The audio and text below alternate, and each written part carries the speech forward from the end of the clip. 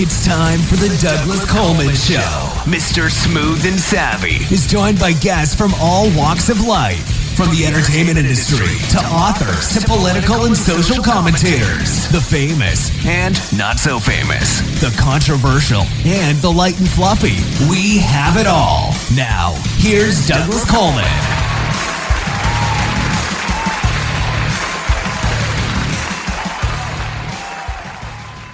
Okay, please welcome to the Douglas Coleman Show, Richard Paolinelli. Hey, Richard, how are you? Doing really good. Thanks for having me back on. I guess this is my second appearance on the show. So I think the first one was the video version, but it's nice to be back.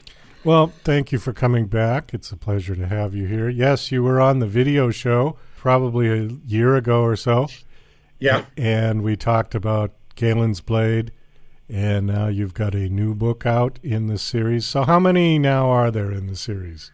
How many books? Well, right now there are two in the Starquest Fourth Age series. Book 3 should be out early next year. I would imagine it's probably going to be, around March or February. Try to do it one a year. And then I'm hoping at some point John C. Wright, who created this whole Starquest universe, is going to get his... It's now 6 books. I was talking to him the other day. He's doing 6 books in the Starquest 12th Age. So I'm hoping we can all get all of our books out, and then everybody can just kind of plow through them and just have a grand old time reading it. Okay. When you talk about age, okay, this is 4th Age, then you said he's doing 12th Age. So Correct. Is there like a 5th, 6th, 7th, 8th, 9th, 10th age? Yeah, well, the way he set it up is that there are 12 ages in the Starquest universe. And the premise, I guess we should kind of go back to the beginning here, is that at some point in our future, the human race is picked up and transplanted from the Milky Way galaxy ahead of a very dark force that's coming to destroy everything that lives in our galaxy. So another group of alien beings who we will explore as we go come along, and they move the human race to the Andromeda galaxy. Starquest picks up, there's no set time. I think we're talking somewhere, maybe 1 million years in the future. And that's when Starquest First Age will start. John set them up for 12 ages. Each age lasts about 1,000 years. There are gaps in between ages where, sometimes tens, if not hundreds of thousands of years will pass. And each age he has laid out what is going on in the Andromeda galaxy with the human race. And the humanity doesn't even encounter I'm having a senior moment here. All the species that already lived in Andromeda, the human race will not meet them until around the 5th age. So where I'm working, I just have to worry about the human race doing what the human race does in 4th. But by the time we get to the 12th age and 5, 6, 7, 8, all the way up, it's a very large Andromeda galaxy with all these races dealing with one another. And I can't really say more because there'll be some serious spoilers if I do, but each age John laid out what is going on with all the species, all the planets. There's areas of that galaxy that organic life cannot go to. So he's got all this developed. And then he invited other authors to kind of, pick an age that appeals to you and then write in it. And let's see what we can do. And it's been a fun project to be a part of. Okay, I'm just curious now, why would you want to write in someone else's universe rather than creating your own? Well, there's different challenges when you're creating your own universe, which is what I've done with some of my other books, as opposed to you have an established universe or a universe that has been built in this case, and nobody's played in it yet. So it gives you opportunities to kind of stretch yourself as a writer and see, can you take this information and create something that is true to the universe, but is still uniquely you. And I think that's what I've managed to do in Fourth Age. Is I had originally space opera story, just an idea. And it wasn't until I was talking to John that it clicked, in my head that, hey, that space opera story you've had brewing on the back burner all this time is a perfect fit for what he's doing. So it was a matter of making some adjustments to move everything from Milky Way to the Andromeda Galaxy. That was really the only thing I had to change. But it's fun to do, and it's the challenge is going to be with all the different authors. We're trying to do it in such a way in which if you read my Fourth Age, there will be things in there that when you're reading John's 12th, you'll go, oh, okay. The author who's wanting to do some stuff in Seventh Age, he and I have been working together, and I actually left a little Easter egg in my story that makes perfect sense when he comes out with his Seventh Age. If you've read mine and you read his, and you'll go, hey, wait a minute, that was mentioned back in the Fourth Age. So it's really a creative challenge mostly, but it's just a lot of fun to be able to just jump into a universe and have all the heavy lifting done, and all I got to do is just focus on the story and the characters I want to write about. Okay, that was another thing I wanted to ask you about, is how do you keep from overlapping with another author? Well, we have Starquest Central, which is John's wife, Jaji. Everything goes to her first, and she'll let you know if you've wandered off the track or if you're in direct conflict. I had to rewrite a little bit of Galen's Way, which is my first book. There was a paragraph had to be changed because it was going to be in direct conflict with something coming in 12. So right now I'm working on how I'm going to end my run in the Fourth Age in such a way that it fits with what John's doing in 12, and doesn't create this thing. Well, somebody reads 12 and they go, well, wait a minute, back and forth, this happened, and it couldn't possibly have if this were connected. So we have a central person whose job it is to kind of make sure everything's in alignment. And it's been really easy to do. I'll just say, hey, look, this is what I've got planned. Does it work? What doesn't work? What do I need to change? And then they'll come back and say, okay, this is fine, but you can't do this because, and then, I'll come up with an alternate. I think we've actually got it ironed out how I want to do it. I'm just waiting to see. Actually, I'm waiting to write it, and then I'll go to John and John, and they'll look it over and they'll make sure everything's fine. So it's nice to have one person who's not writing in it, who's going to kind of act as our hub. Okay, so she is sort of the continuity master. Pretty much, yeah. Director of continuity. We'll give her that title. Okay. Now, the other question I'm curious about is how many authors are playing in this sandbox? Right now, officially, it's me and John.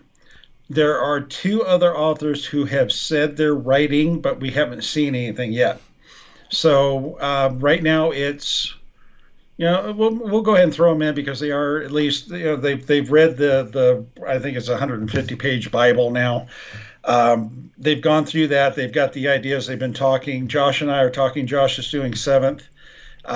There's one other author. I think he wants to go and try to get in on the 12th Age with John. So I'm not sure how they're going to sort that out. Fortunately, I'm not going anywhere near 12th Age, so I don't have to worry about it. But so far 4. I think the hope is once John gets his books out, and then people read his, and then they read I'm hoping I'll have 3 out by then. It will inspire some other authors to say, hey, look, here's this established universe, and let me go see what I can do with it. So right now it's small, but who knows where it's going to go. Also, a question that keeps plaguing my mind during all of this is how do you get paid for this? Oh, okay. Well, the way we have it now, there's an agreement you sign with John, and he allows you to publish your book with the Starquest name and the Starquest logo on it, and whatever you make, you keep. So that's right now. There's some discussions going on that I cannot talk about. Okay. I wish I could, but I hope what we're talking about comes to fruition. because I think it'll be really good, and I think it's going to be really make this big, and it will make it a lot easier for people to jump in. Because I think what's holding a lot of people back is they don't want to do the indie publish. They don't want to publish it on their own. We're working on getting that taken care of, where there is we've got the continuity hub. We're going to have a publishing hub where all of it's done under one umbrella. But nothing has been set, and like I said, it's in discussions, and I really can't talk about it too much more than that. Okay. Well, I'm just looking at the cover of the book, Galen's Blade, and there's no mention of John at all. It's on the inside. It's on the inside. Okay. There is on the acknowledgments page on every book I write in Starquest. It will thank John and Jaji for allowing me to come play in their sandbox. So, well, maybe a better question. That may be something we change. We may go add to the cover once John gets his books out. Okay. Well, that may be a better question then, rather than how you get paid. Was how would he get paid? That falls under the same umbrella of it's something I can't talk about. Okay. All right. Well, I'm just curious because I've, run across this a couple of times with various authors that I've interviewed, and I'm always curious about it because as a musician and a singer-songwriter, I try to make parallels with authors, and they're, this would be something similar to writing a song on commission, which I just actually finished doing for somebody. And oddly enough, I can't talk about it either. But there's an awful lot of... I hate being that way. Yeah, tell everybody. But, when things are still fluid, I can't come out and say we're going to do this. And then, 2 weeks later, we're not going to do that. So... I mean, I can talk about it generally. I just can't specifically give you the title or who the guy was. But everybody who plays in the sandbox will get paid. I'll just put it that way. Okay, but this was the first time that I did a commissioned song, and he asked me to write a song for a stage play. It was the theme song for a stage play that he's producing.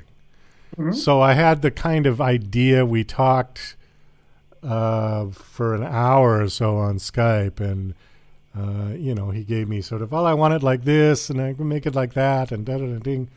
And then I put it together, and he was fine with it. So, all it was he approves it. I made a demo, an audio demo of the song, and I said, if it's the only thing he has to do is approve it, and that was it. Then I got paid. And it was, I got to keep the rights to the song. So when the thing gets going and produced, I will get royalties as grand performance rights, which is something new to me because I've only ever put out my own music. And the publishing for that is straightforward. With grand performance, it's like if I want to perform someone else's song, you have to pay them grand performance rights, which is different than if you're just using someone else's recording, right? Yeah. Well, John's a lawyer, so trust me, he's going to make sure he gets paid. Okay. Well, I just couldn't figure out looking at the cover because, his name's not there at all. So not yet. We thought about putting it on, and then we're like, well, I want to wait until he's got his books out, and then we'll probably go back. It's really easy to add one line on a cover. That's true. Especially since I've left the room on the cover for that purpose in case we need to do so. So, it's fun being on the ground floor of it. Where it's going to wind up and how big it's going to get, I have no idea. If it takes off and becomes the next great sci-fi franchise, then yay. If not, then I'm still having fun writing them, and it's been fun doing them. So I guess right now, the future is not something I'm really that concerned about. But I think once John gets his stuff out, that's probably something that we'll be a little bit more concerned about and doing a lot more thinking about. Well, does he have the connections to turn this into a big full Hollywood franchise with movies and all of that? I don't know if he does. I do. So, you do. Okay. Who knows? I actually have a IP agent who is pitching one of my books. I already did the screenplay adaptation for, and the last I heard, they were discussing moving forward with it. But I've also heard that in Hollywood, you could hear that for 10 years. So, yeah, I have an in if that becomes an option. But I think right now we're just worried about getting the books out, and then we'll deal with it becoming the next big franchise when that comes. Well, all right. So how many books? You said there's 4 books of this series currently out? There are 2. 2. My 2, Galen's Way and Galen's Blade, are the only 2 that are out right now. John has 6 books, and the last I heard, he was close to having them done. So I don't know, as far as the time frame, I'm not sure how much longer, but I sincerely hope we have it out by the end of the year. Are his books called Galen's, or is it a different title? No, his will be completely different titles. He's in the 12th Age. He's got all these other characters he's working with. Galen is just the character I created to carry out the stories that I wanted to write in the 4th. Okay. How long is an age? 1,000 years? We're figuring about 1,000 years each age, and then there are gaps between. So the end of the 4th Age isn't like it ends on July 1st and the 5th Age starts on July 2nd. Okay, there's a gap. There'll be sometimes a few thousand, sometimes 10, sometimes more. So the ages are just the time frames in the future where events are happening that are of direct interest to the Starquest universe. Do these people live that long? No. You're going to have that's the thing. You're going to have completely different people. And John has created all these people who have lived and died in each age, basically, except for the 4th, which is kind of why I jumped into 4th. It's like, you just have the 4th Age where humanity is hanging out in this one little corner of the galaxy and not doing a whole lot. So that's where I'm going to jump in, because I can build on that and not get into conflict with what's coming. So, yeah, I mean, I haven't looked at that thing. Like I said, it's 150 pages. I haven't read it in a while because I've been so laser focused on 4th. He's got generations of people who will live and die in the 12th Age alone that he's already got laid out. Well, because I didn't know how you would connect 1,000 years. I think it's just going to be, there'll be events that happen in 4th that will kind of set the stage for some things coming up for the human race. And then as we get into the ages where the alien races are going to be more prominent, we'll be building them up and kind of developing them as we go. So, right now, like I said, I'm just kind of hanging out here with the human race out in the middle of nowhere, not doing much, blissfully unaware that there's all these other races out there. And then when we meet, it's not going to go well for the most part. But then, by the 12th Age, it's kind of, things are a lot better for the human race in the 12th than, say, the 5th. But it's I think that's kind of what drew me to this, is the grand scale of it. I mean, you're dealing with hundreds of thousands of years, and you've got the rises and falls of the human race as they go through each age. It's quite a ride, and like I said, I'm hoping more authors get in on it so we can really develop it out, because the more voices we have telling the stories, I think the better this overall universe is going to be. Well, I guess so. And I don't know quite the right word. Continuity might be one word. Affinity might be another word. That the reader would have is that you're kind of rooting for the human race, not a specific character in the human race. Would that be accurate? Overall, probably. Yeah, I think that's pretty accurate. I mean, we'll have heroes and villains to root for and cheer against, through each age. All right. That's just normal part of the story. So I'm hoping that we are able to do this in such a way that the whole thing flows so well that somebody would want to backtrack when we get somebody to go right in the 1st Age. is to backtrack and read through the ages and just see how the human race deals with being uprooted and transplanted into a new galaxy, and then meeting all these races, and some with some ill intent, and dealing with all this over the length of time, and then coming out at the end the way it's going to. And I can't talk about the end because that's way too many spoilers in there. Well, that's okay. I'm just trying to make a little bit of a comparison with Star Wars, because in Star Wars you had the continuation of that family of Skywalker, right? And you don't really get a sense of how many years passed. I mean, they could have said at that point an average human being was living 600 years, and you'd never know the difference, because they left that kind of vague as to from, okay, Luke Skywalker, and then they backed up.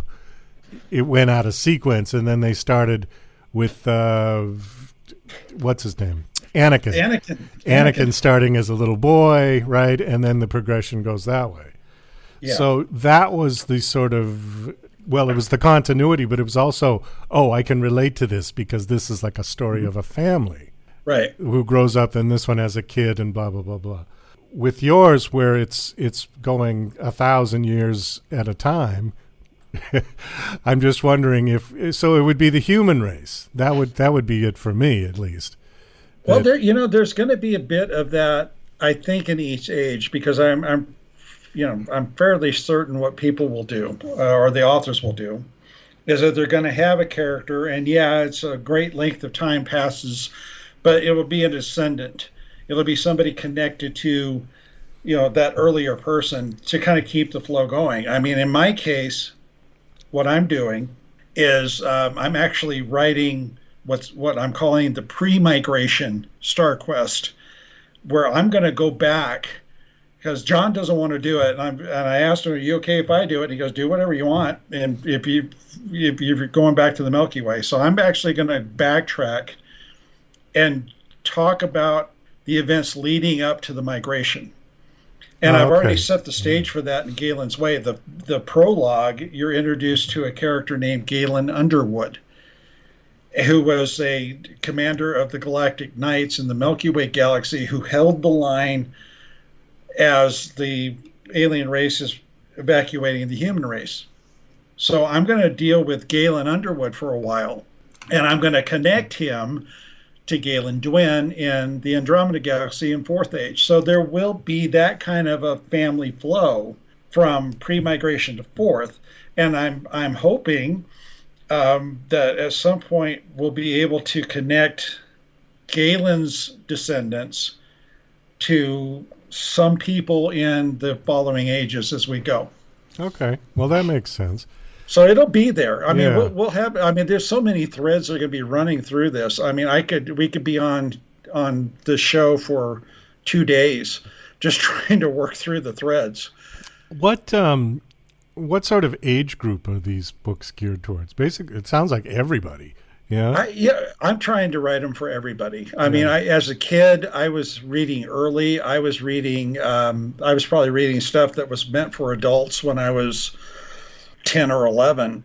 So I'm hoping that no matter the age group or the range, somebody who picks this up is going to enjoy reading the story. So I'm being careful not to put in anything that would be R-rated, I guess is what I'm looking for. So anybody who can read, who enjoys reading, who enjoys science fiction, who enjoyed Star Wars the way Star Wars started out, I'm hoping they'll be able to pick this up and dive in and have as much fun and enjoyment reading it as they did, the old Star Wars books back in the 80s.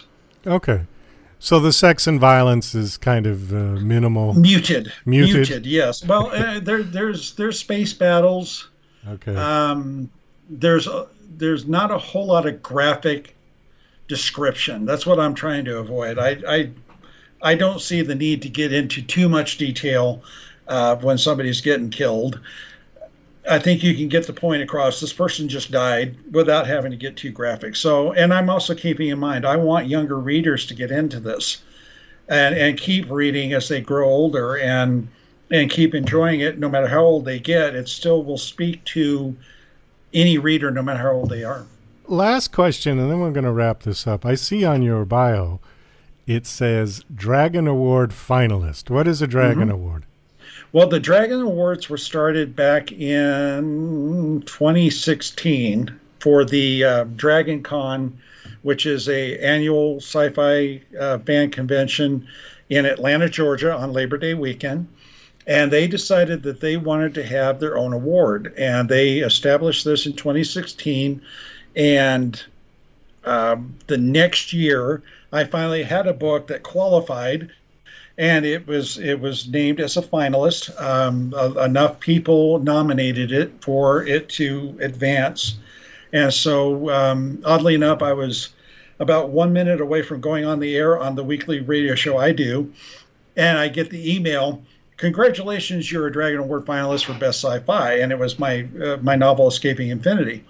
And so I had about 45 seconds. No, I back that. I had about 30 seconds to celebrate before we went on the air.